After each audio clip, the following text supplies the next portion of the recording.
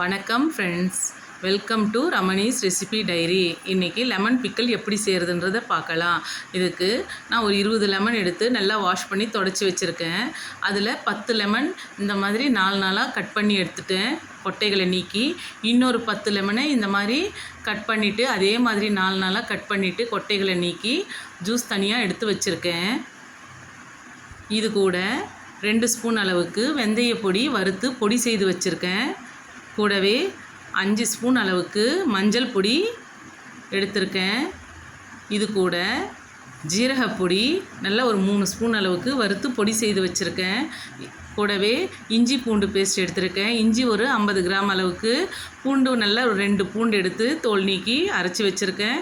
இது கூட 1/4 கிலோ அளவுக்கு பச்சை மிளகாய் கொரன்னு அரைச்சி வச்சுருக்கேன். இது கொஞ்சம் காரம் கூட இருக்கும்.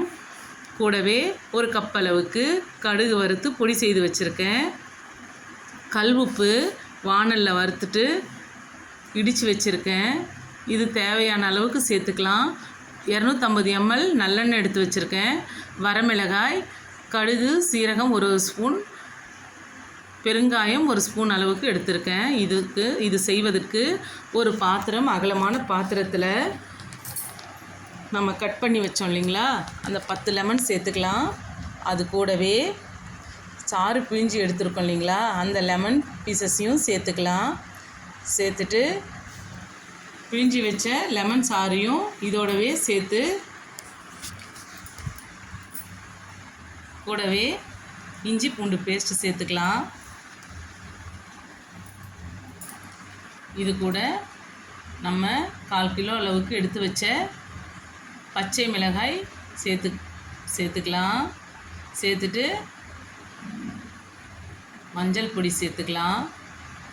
நல்லா கலந்து விட்டுக்கலாம்.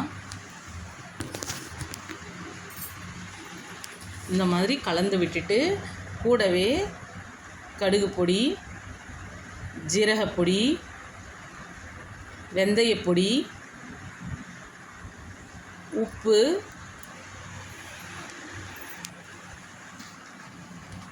சேர்த்து நல்லா கலந்து விட்டுக்கலாம். பாருங்கள், நல்லா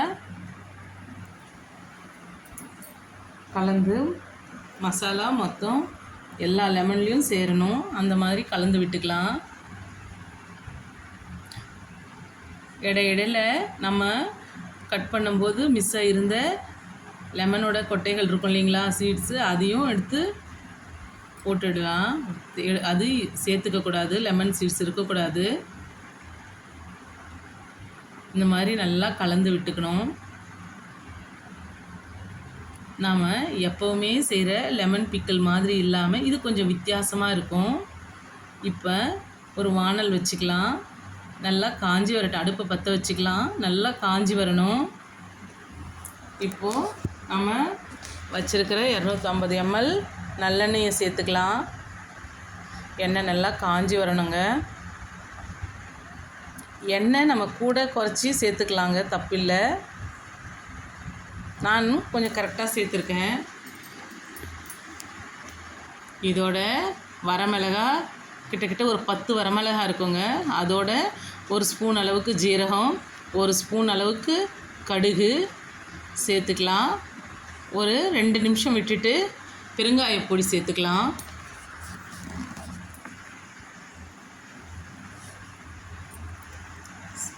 சேர்த்து விட்டுட்டு, நான் எப்போவுமே மரச்செக்கால் ஆன நல்லெண்ணெய் தாங்க யூஸ் பண்ணுறது பிக்கிள்ஸ்க்கு. இந்த மாதிரி வறுத்துட்டு ஸ்டவ் ஆஃப் பாருங்கள். மிளகாய் நல்லா பொன்னிறமாக வந்துச்சு, கடுகு நல்லா வெடிஞ்சாச்சு. இதை நம்ம லெமனோடு சேர்த்த மசாலா கலவை இருக்குது இல்லைங்களா, அதில் சேர்த்துக்கலாம். சேர்க்கும் போதே இந்த வாசனை வந்து ரொம்ப நல்லா இருக்குங்க. வித்தியாசமான வாசனை, கமகமன்னு வருங்க. இது நல்லா கலந்து விட்டுட்டு நம்ம பிக்கிள் ஜாடிஸ் இருக்கும் இல்லைங்களா, ஜாடி, அதில் சேர்த்துக்கலாம். ஒரு 3 நாள் ஊறி வந்துடுங்க. நல்லா 3 நாள் கழித்து எடுத்து சாப்பிட்டோம்னா ரொம்ப டேஸ்ட்டாக இருக்கும்.